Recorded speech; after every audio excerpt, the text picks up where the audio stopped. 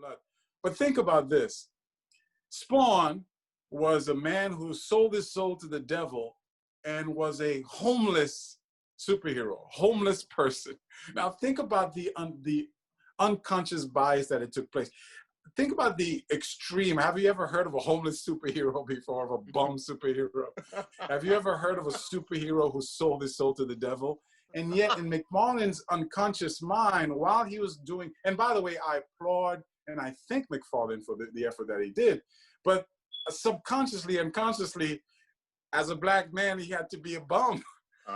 Savage Dragon, his girlfriend, which is a major character, was a black woman, but she was a prostitute. Think about the last time there was a prostitute character and a superhero genre, comic book. Franz, my friend, before we go any further, you should know that when Batwoman returns for her second season, the young lady who is now playing the character, even though she's different, is going to start out homeless. No. She's homeless. The show is going to start her out living in the back of a van with a cat, and they've made it a major point, which I don't know why. She's got a plant in the van that she's seriously attached to and almost treats like a pet. Wow. This is the new Batwoman for the coming season. Wow.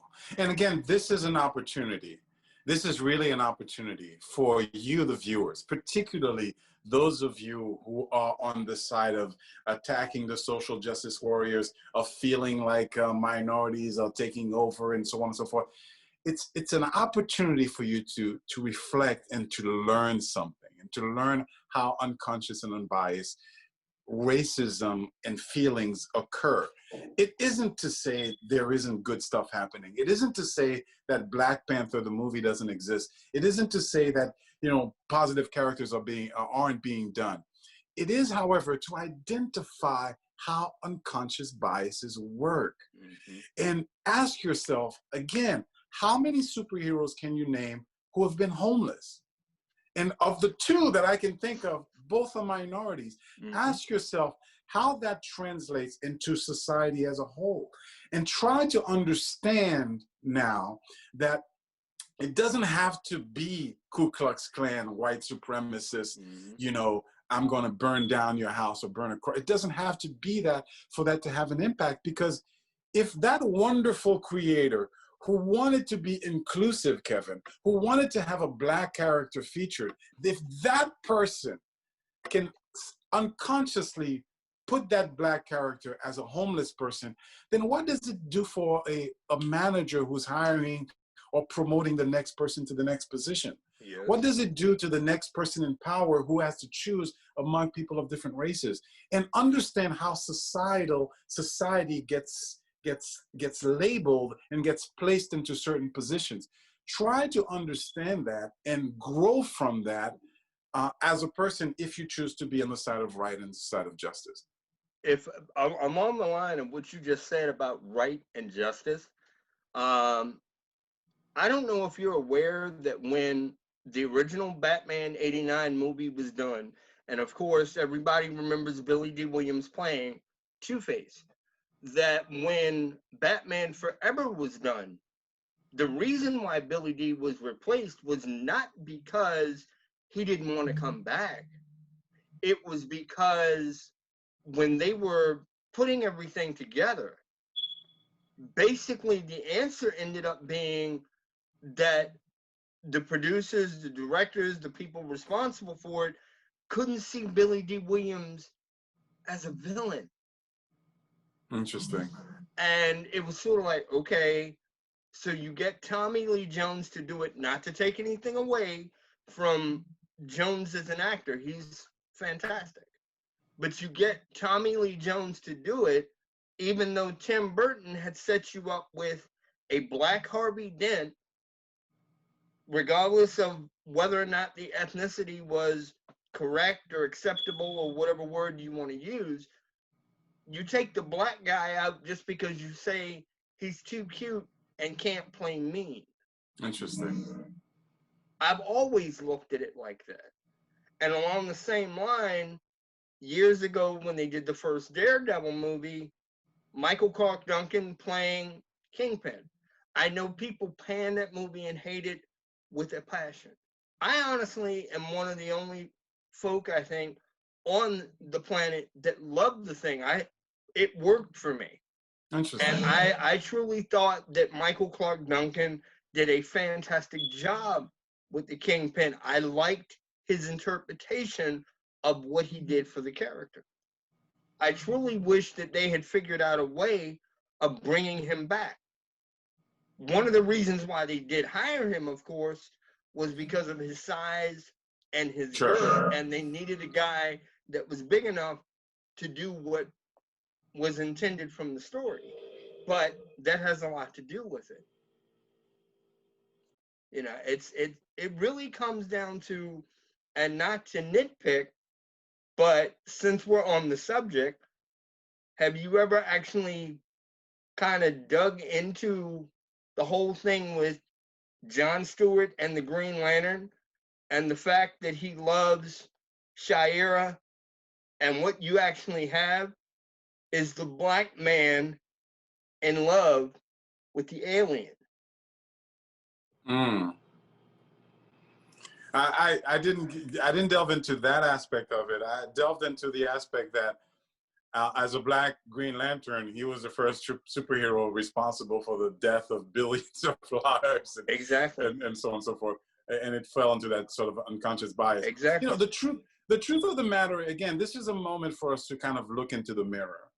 And for me, you know, changes are changes. And racial change is not the worst change that could happen. For me, it's as egregious to have you know, let me put it this way. The internet broke when Mary Jane was announced as a ethnic black woman. Yes. But and by the way, I don't approve. I want my Mary Jane to be Mary Jane. Interestingly enough, I would have accepted her if they had given her red hair. And this is important.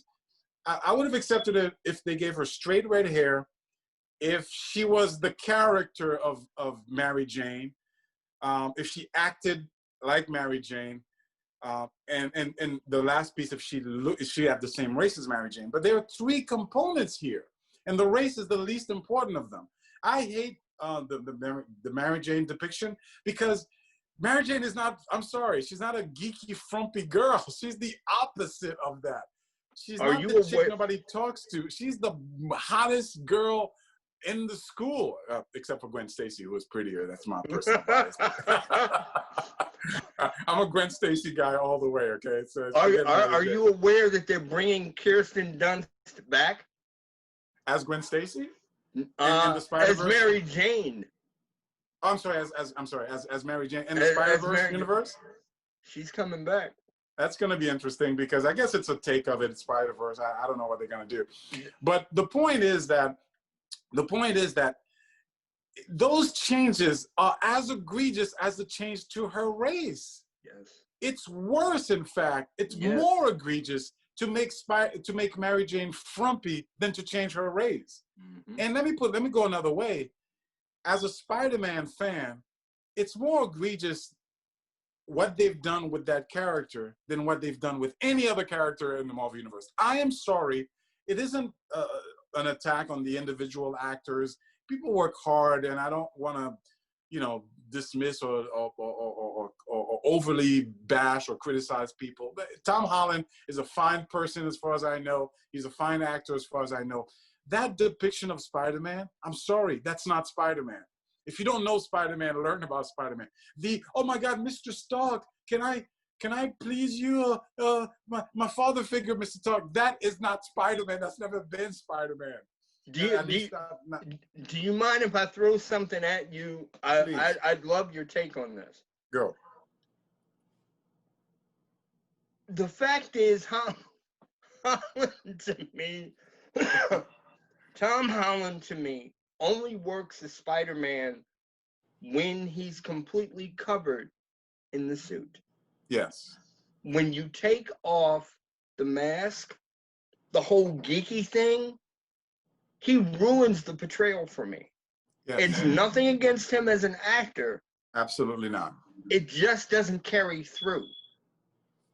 I think one of the reasons why everybody freaked out in Civil War when the fighting was getting ready to get underway, and Tony yells, "I'm tired of this," and he looks up and Underoos, and he grabs the shield. That's classic Spider-Man. Yes. A lot of the banter back and forth when they were fighting, that's classic. Yes. But yes. the rest of it, it began to fall apart for me.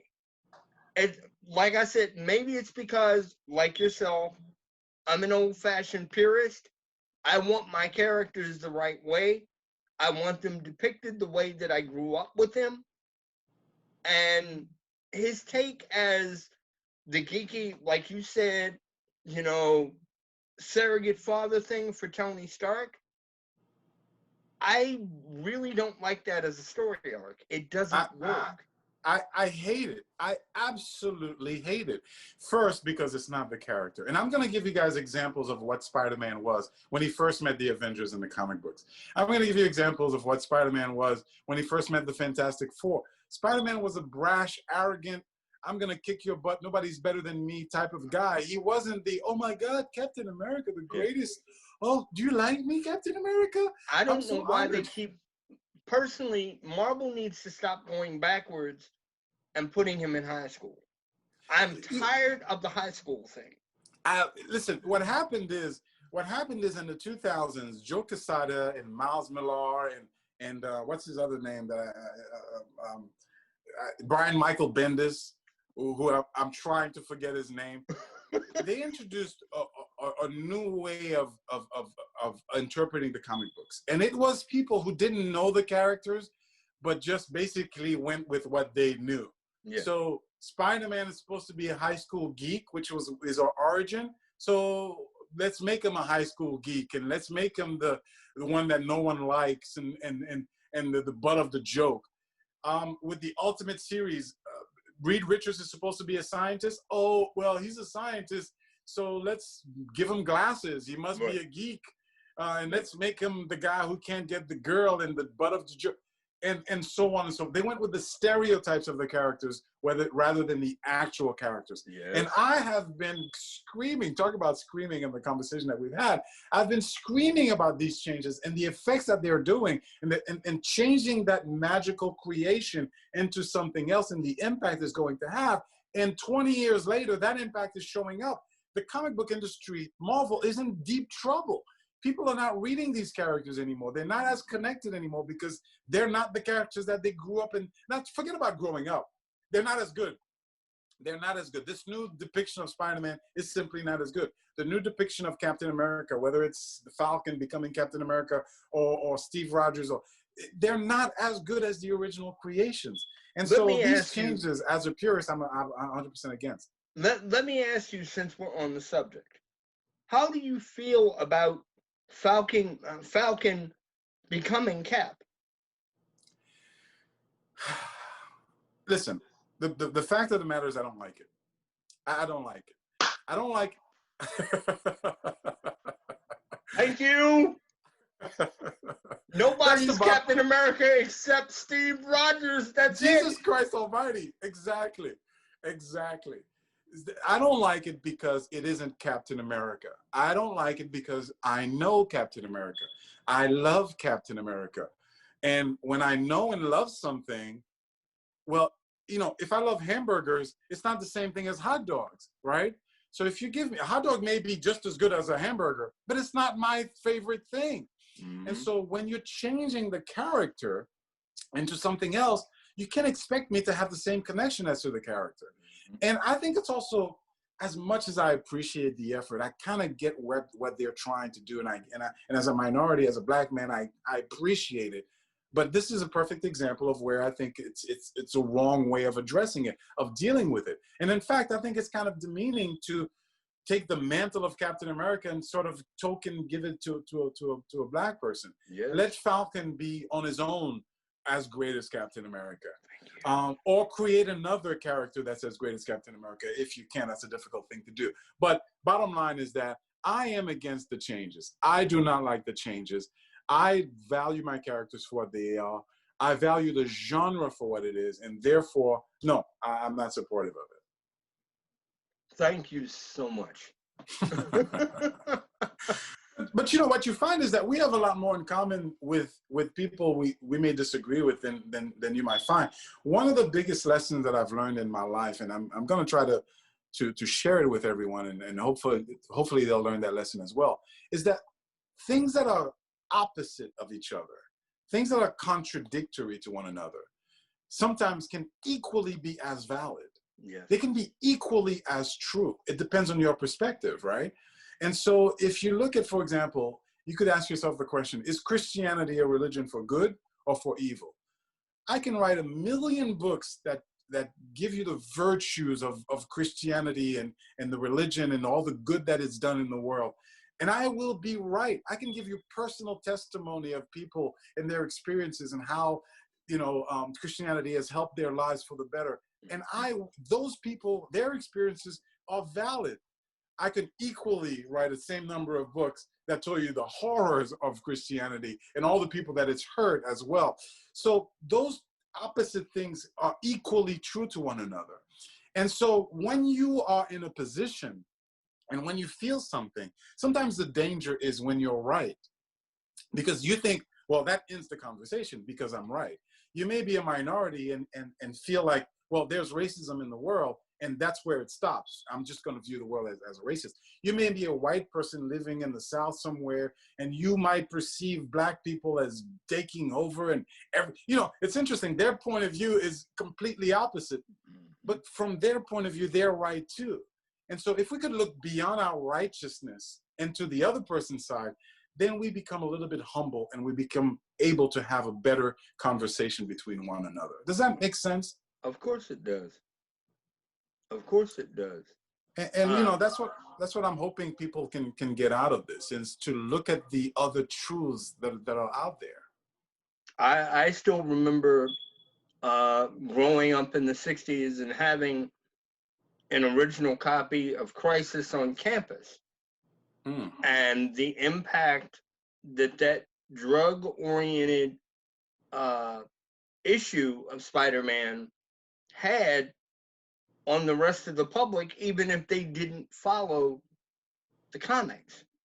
The same thing happened when the now famous issue of Green Arrow, Green Lantern came out, where they found out that Speedy was using drugs, and he got caught by Allie and by Hal, and using the drugs to begin with. I remember the impact of both of those issues.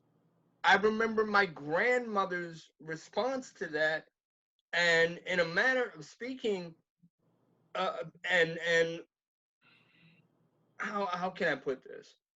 To me, it goes back to, are you doing it because politically you need to say something, or are you doing it because it's a hot button issue for the moment?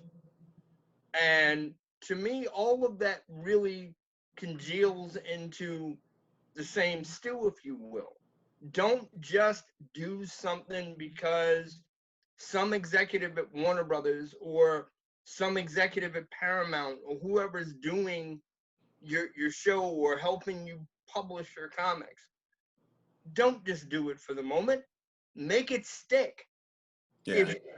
If you want to do it, do it. But have it mean something at the end of the day. Yeah. But to be fair, that's easier said than done. Again, that's where it goes back to my appreciation and respect for the original creations. To be fair, it's a difficult thing to create a work of art. It's a difficult thing to create something that's going to touch people and have an impact. It's a difficult thing. And to create a character that's going to resonate. It's a very, very difficult thing. Yeah. So I agree with you. It should be organic, and it should be honest, and it should be done not for the sake of making a statement, but for the purity of it. And I think that's where they should go. And I think that they should continue to do that until one of the stories stick. But it's a difficult thing to do. And in the meantime, there's underrepresentation, you know. In the meantime, there's, you know, so we need to recognize that as well. Bottom line is, the takeaway I'd love for this show to be would be for people to stop just vilifying one another.